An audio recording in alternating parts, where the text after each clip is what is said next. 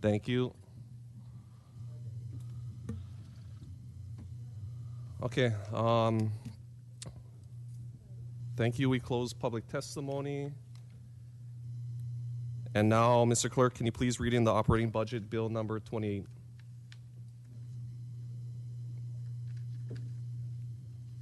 No, just not draft 2, right? Okay, sure. Just, yep. Okay.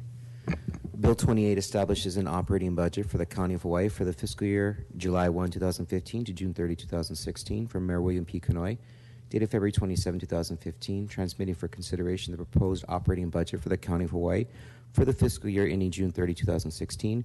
This balanced budget includes estimated revenues and appropriations of $434,667,890 and is $17,752,059, or 4.3% larger than last year's budget, introduced by Ms. Eoff. And Communication 143.8 from Mayor William P. Kanoy, dated May 5, 2015, transmitting Bill 28 Draft 2. This draft revises revenues and expenditures for accounts proposed in Draft 1 as follows. General Fund, total adjustments, adds $4,046,770. Highway Fund, total adjustments, adds $113,404. Sewer Fund, total adjustments, adds $27,000. Bikeway Fund, total adjustments, adds $10,000. Solid Waste Fund, total adjustments, minuses $56,994. Golf Course Fund, total adjustments, adds $11,000. And Housing Fund, total adjustments, adds $30,000. Draft 2 proposes 30 new positions and a change in title for one position. And Bill 28 Draft 2 establishes an operating budget for the County of Hawaii for the fiscal year July 1, 2015 to June 30, 2016. Proposed operating budget for fiscal year ending June 30, 2016 includes estimated revenues and appropriations of $438,793,070, introduced by Ms. Eoff. Ms. Eoff, motion, please. Move to approve Bill 28 and all related communications. File all related communications. May I have a second? Okay, it's been moved by Ms. Eoff, seconded by Ms. David. Ms. Eoff. Oh, sorry. Pursuant to Article 10, Section 10-2A of the Hawaii County Charter, the Mayor has submitted an amended operating budget to the Council on May 5th, 2015. Any discussion before we move on to the proposed Draft 2? Mr. Chair, I know that Ms. is the process and we need to get Draft 2 on the floor, but before we do that, I just wanted to address and take this opportunity, first of all, to thank all the testifiers that came today, and they are bringing up very important issues and concerns that I think most of us do share. So I want to take this opportunity to address the roadside spraying and the concern about the use of Roundup. Last week when I was looking at this over, I did make a call both to the Finance Department and to Mr. Lee at Public Works. And I understand that this fund is lodged under the Highway Fund, and it is called Roundup. It's it's a line item for the purchasing of Roundup. I was wondering, and I did ask if why we needed to call the fund by that name, and if that was even appropriate, and that maybe if we could change the name of that fund to something like weed control or something, there may be a better opportunity to explore some alternatives. And I was told that that's absolutely possible, and that both the Finance Department and Mr. Lee are willing to look at that. It may not require a budget amendment, but I'd like Mr. Lee to come up and further the discussion there, because I think it would behoove us to begin to look at other alternatives at this point for the island, for the protection of our finite resources and sensitive water table and people's health. Good afternoon, Warren Lee, Director of Public Works. Mr. Lee, could you just explain how the fund, or why it's lodged under the Highway Fund, and what we can do to maybe open it up to, explore alternatives to controlling the vegetation? Sure. First of all, let me talk about give you the background. The Highway Fund is basically funded by the fuel tax and other corporation taxes that are used for the maintenance of roadways. And vegetation management is one item in the budget that we have proposed for next fiscal year. Now, on the island of Hawaii, the Department of Public Works under the Highway Division takes care of roughly 1,000 miles of road. Of that 1,000 miles of road, you have various activities, which includes roadside maintenance, flood control, pothole repair, resurfacing, drainage, dry wells, cleaning, etc. So when you get to the vegetation management, with the exception of major tree trimming, roadside maintenance, basically we have a combination of activities that we perform. One is we use herbicides. The other is we mow. And the third is we use manual labor, whether it be most likely with weed whackers. So in the area of roadside maintenance, approximately 60 to 65% of the work is done by mowing. Another 10% is done manually, which is the weed whackers, and then 25 to 30% is done with the herbicide treatment. And this is primarily in areas that are very difficult to get at. The other area that we use herbicides in is in the flood channels, where the flood channel can be dry normally, and when it rains up on Mauna Kea, or it rains up on Mauna Loa, or it rains someplace, the water flows downhill. So that flood channel needs to be maintained. Normally, flood channels are not what we call lined with concrete. They're rock. So most of that is manual labor. So there's about 60% of the flood channel work is done by manual labor with the weed whackers. And then the other 30% is done by herbicides, and the other 10% is by other mechanical means. So the $30,000 that we have in the highway fund designated for the highway fund operating budget is about $30,000 herbicides. We've listed that as Roundup. That's what's been used in the past, and it's been somewhat successful as far as vegetation management. Renaming the fund and listening to the testimony throughout the day today, I mean, certainly we are open to considering other forms of vegetation management or herbicide control, whether it be salt water with vinegar and a little garlic and maybe something else. We're certainly open to that. Looking at the other product that was mentioned, I guess is commercially available, was Seaside.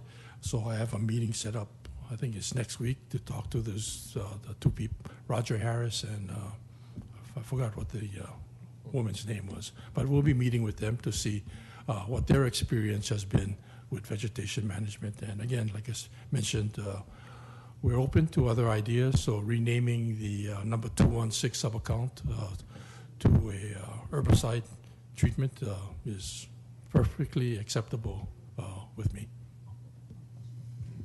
Okay, thank you, Mr. Lee. I don't know if Finance wants to add anything to that process so we can understand how that would move us.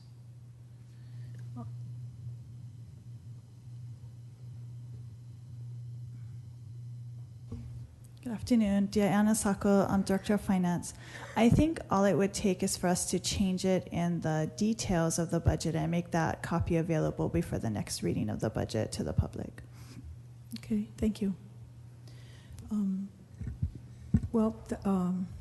I know that's a start, and at this point I think that's something we can accomplish before this budget is adopted, and I'd like to open it to hear from my fellow council members. Thank you, Ms. Yoff. Ms. Poindexter. Yep. So I like the idea of looking at alternatives. But for the time being, if they're using Roundup, isn't there a form that residents can fill out to say that they don't want their property near their property sprayed, or that they can fill out online? Or do you know about that? Yes, I'm sorry I didn't mention that, Councilperson Poindexter, but we do have a practice where if an individual who lives close to the roadside or on the roadside prefers to do the roadside shoulder maintenance themselves and without the spraying, then they come in, they contact the respective Highways Division base yard in their district. They understand what needs to be done, and they put up a sign and saying no spray, and then we take notice of that sign, and then the operator should not be spraying that area. And I've heard in the testimony sometime today that there are no spray signs that where the property does get sprayed. And if that is happening, where it's a bona fide agreement that we've made, then that's an issue that I have with my operators. But there is an opportunity for those that do not want their area sprayed adjacent to the roadway, that we're very willing to work with them. And if anyone else wants to join the program, we don't have any limits to who wants to participate in this opt-out program for the spraying of So that what we presently use. Right. So if they're just putting up the no spray, that may not work because they need to notify the base yard and fill out a form so that they're aware that that property is, because you cannot just, if I just go on properties along Ocala side and put no spray, no spray, no spray, and they say, hey, this is somebody else's property, do we have that on our list as a no spray area? Because they have to have it recorded. Because I don't have a right, and I know that, and I don't spray. I don't use Roundup, and my husband keeps, does the county area so that we don't get that sprayed. But what I'm saying is I don't have the right to go to a vacant lot and because it's near mine and go put a sign when it's not my property. So, and I just want the public to know, because I've heard that some people just go put the signs, but they may not be recognized as, your men who are out there may be doing what is right because they have nothing in writing or an agreement or something. Right. That is correct. And the reason for the vegetation management, again, is that several reasons, but one is that if there's a ditch, certainly if it gets overgrown with vegetation, that ditch will not function as far as drainage control or removing floodwaters. The other thing is that if you have vegetation that goes on unabated, it could be turned into a hazard with traveling sight distance. You're not able to see around curves, much less if it is a tall grass, then it may be difficult, especially if the shoulder is very soft. Drivers may pull over and they could put themselves more in harm's way than staying on the road. So this is, not an easy issue to address from a public health and safety standpoint, but certainly I think one that we're very much willing to see what are the alternatives to using the present herbicide that we use right now in that 20 to 30% range of all the activities that we do to maintain the shoulders. Right. And I agree with that because I want to go back to eating gulch food. We used to call them gulch food growing up because we could go into the gulches and just pick fruit or whatever is available for us to eat and not come home for the entire day because we had food in the gulch. And now, we're afraid to because we don't know what kind of... So I look forward to the alternatives that may happen. So thank you. Thank you very much. You're welcome. Thank you, Ms. Poindexter. Ms. Willie. My opinion is that we should just say no and not use Roundup any further. I added up the line items that I could find. I think highways is close to 30,000 or a little over that, including flood control. You then add in wastewater and golf course use. It comes out to close to $50,000 just in the supply of Roundup, but certainly the largest portion is in the highway and then flood control. It is convenient, it's easier, and I think that at a certain point we're not just looking at economic well-being or short-term economic well-being, we're looking at health, people's well-being and environmental well-being, and I think that those clearly outweigh it. I mean, this isn't an issue where we have to worry about preemption and, the state says what we can do. We can make this decision ourselves. Should be pretty simple. I know in sort of researching it, I looked at Vermont. I guess Vermont, basically, they looked at different alternatives and they started a whole roadside increasing their roadside beautification program and planting what kinds of alternative plants for sort of long-term care and promoting bees in that. And I do notice that we spend very little out of our highway beautification fund, and I think that this would be a good way to spend those funds that are going unspent. The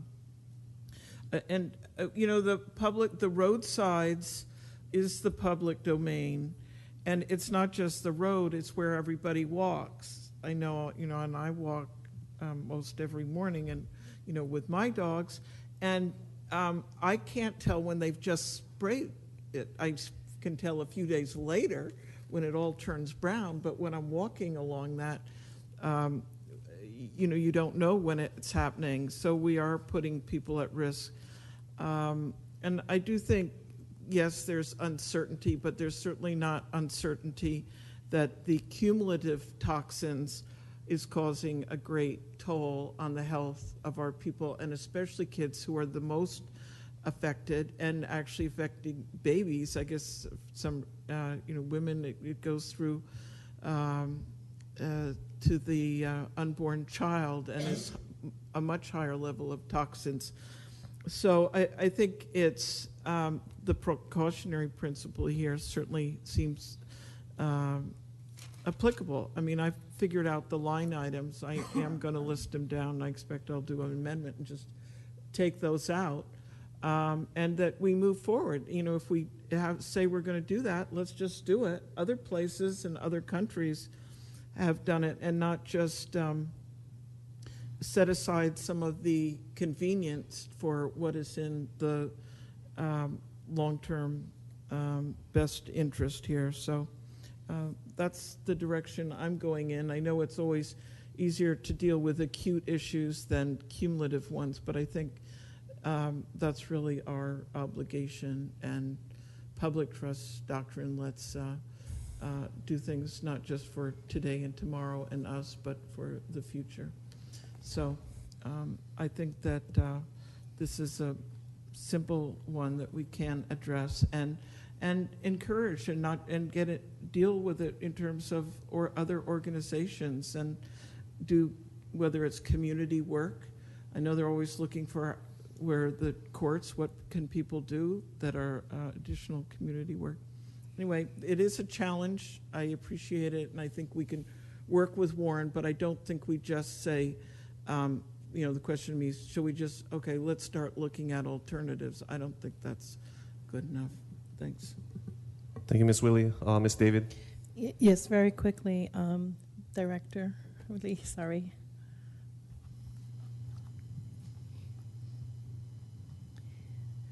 In your efforts to look into other eco-friendly methods as opposed to Roundup, in that transition, do you foresee the timeline? Should there be an alternative in transitioning? The only reason I'm asking is because of the testimony and the critical concern about spraying near schools, hospitals, and parks. So I'm interested in what the timeline would be should you find an eco-friendly alternative in transitioning. Councilperson David, I wouldn't have a good timeline right now, but I can tell you it would be it's going to be interesting. It's going to be an interesting evaluation. Obviously, if we say we want to use no pesticides, then that means if we don't increase our manpower or our equipment purchases, then we cannot maintain the status quo. That's what I'm actually wondering, because I know that logistically, what this would take in order to transition into something like that. So there's other issues that you need to consider, and based on that, in the interim, would you also consider right now considering an in-house no spray near schools or hospitals or that sort of? I would consider that, but to be in perfect candor, is that the county does not spray every road because we spray the roads under our jurisdiction. So there are state roads, there's county roads, and there's private roads.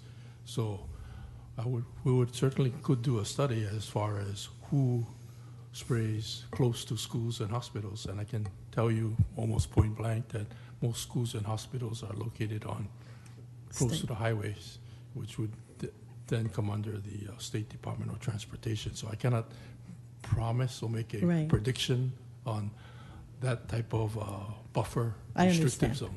Right. Oh, thank you for asking. But I was just curious to see, and if you could do some investigating about that, so see what the county is actually responsible for in the jurisdiction that we have as far as spraying, that would be great. And thank you. Thank you. Thank you, Ms. David. Any other council members on the first round? Okay. I like a few words. Oh, Mr. Paleka. Okay, this is about glyphosate. I've been doing a lot of research, even while we were listening to a lot of the testimony. And I had to go research about organic foods, natural foods. Because it seems we're basing, wanting to ban, well, it's being proffered that we ban a substance for herbicide because it may be dangerous. Okay? Now, I'll look for organic foods. U.S. Center for Disease Control. People who eat organic and natural foods are 8 times as likely as the rest of the population to be attacked by a deadly new strain of E. coli bacteria. So we're going to ban natural foods, organic foods? No, there's information on both sides. Now, I've been very patient today listening to testimony. Now, people, you have to educate yourself on the issues. Now, the IRS, the World Health Organization, came out with a release that it may be or may cause cancer. Germany came out right after that. The Bundesinstitut für Risikobewertung, and debunked that. Okay? No, it's my turn to speak. I let everyone else speak. Okay? The thing is, if we're going to go, and I have no problem with using alternative means, the burnout tool, the clove oil, that seems like a good solution. But to ban stuff, yeah, because we think, or based on evidence that I think is, it might be correct. I think that's wrong. I'm not for Monsanto. I don't take money from Monsanto. You know what I mean? And the insinuations, I think, well, let's not go there. But I think we have to be really cautious. Yeah, really cautious. Because everything, if you've had cancer, yeah? I had cancer. Okay?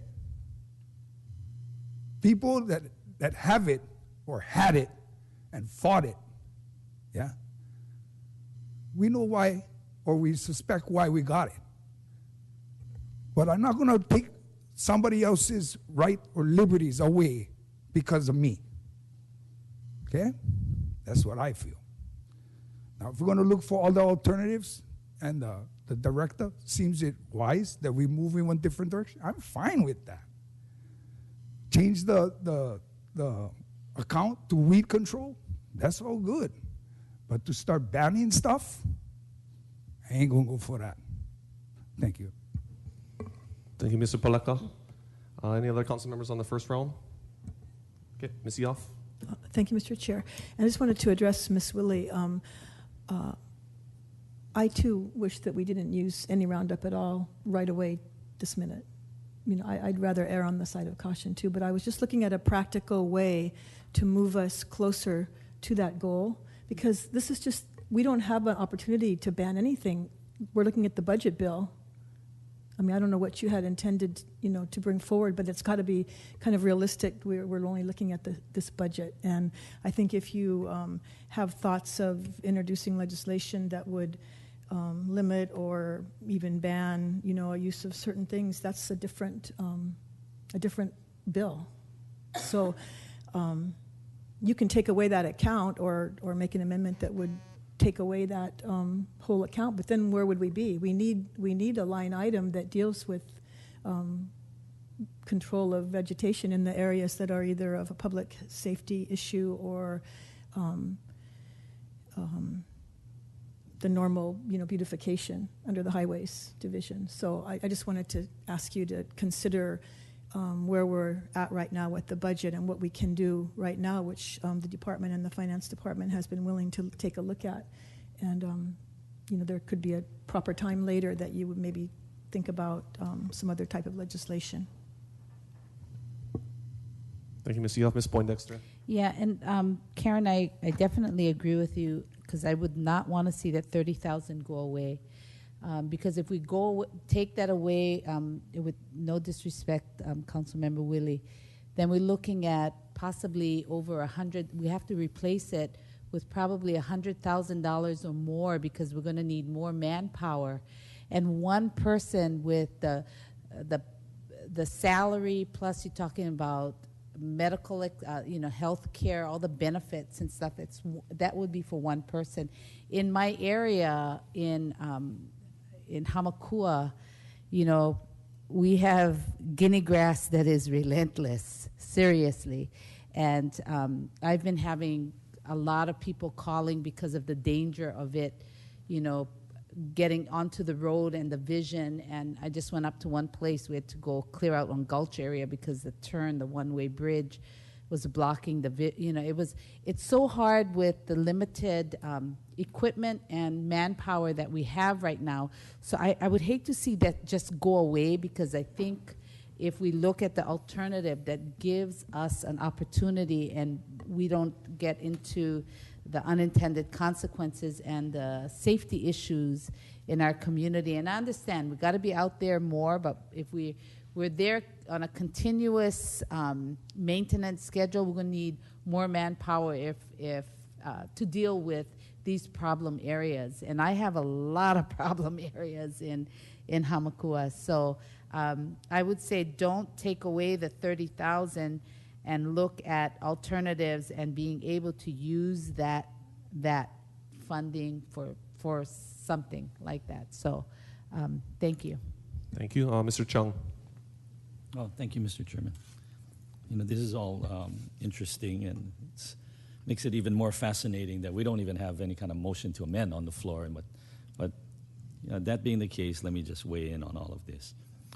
Whenever I spray Roundup, I put on all of my clothes. I put on that white thing that I buy, that only exposes my face, and then I put on my boots, I put on my gloves, I put on my goggles, and I also put on that blue mouth and nose piece. I close all the doors of my home, and I started parenthood at a real late age, so my kids are still small. Tell them to stay inside, keep the dog inside, close all the windows. And I don't let anybody out until, about an hour or two after. But implicit in all of that narrative that I just related to all of you is that I spray Roundup. And there are practical applications for this thing. My property is quite large, and I gotta knock down weeds. I can't do it by hand. I can't hire somebody to do it by hand. I go broke. So there are some practical considerations here. I trust the department and the Public Works Department and the Finance Department to really take a hard look at this. Deanna Sacco said that they're going to do something with the budget. I don't know exactly what, but that we can expect something coming up next time. I would be really reluctant to support a ban on the use of Roundup. Certainly, what Mr. Lee just told us is they're going to explore all options. And it's very interesting, I have to say, because I have an herb garden too. I don't use Roundup in that area and anywhere close to it. And what I found very interesting was all of the different alternatives that could be used for that place, because it's actually kind of overgrown with weeds right now, and I just don't know what to do. So I found that very fascinating. But why don't we let our departments do their job, and then we'll see what comes up. That's my suggestion. Thank you. Thank you, Mr. Chung. Any other council members? Ms. Willie? Yeah, I'm not necessarily in favor of doing it one way or another. I mean, I really want the word where it says Roundup out of it. So that's what I'm saying is bringing up an amendment. If it's not there, I'll, do something. But if it is taken care of by the department, then that's fine. And I guess the direction I feel is everybody knows it's a poison. If the companies knows it's a poison, you read the directions, it's a poison.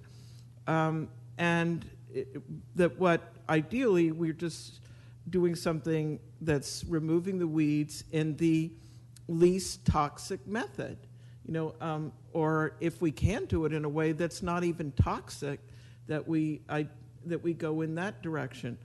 I think one of my problems is just on the public lands along the road is just as with Councilmember Chung, that's on his own property. It's not like the public domain where he's affecting the public. And I think that is different. But where it's the people or myself or kids walk along and we don't know that it's the truck's just gone by, like the picture. I think, and it, whether it says, like Mr. Pilick says, it may or it's likely, whatever these words, it's just clearly acknowledged to be a poison and that we treat it that way. And the impact on the bees, on the other animals, is on our ecosystem is clear. So, I'm open to how we move forward, but certainly where other countries, other municipalities have done this, I think that it's certainly consistent with our Malama Aina, our state motto, our whole way of thinking of this island. So not just, it may cost more, but I just think first to stand for the higher level of health and safety of the people. So, I'm not, I feel strongly about it, but how we go about it, I certainly don't want to look at, okay, we're going to research it for the next year or so. I think that for me, it's really having a deadline makes you do something, makes you figure out those alternatives. So I yield.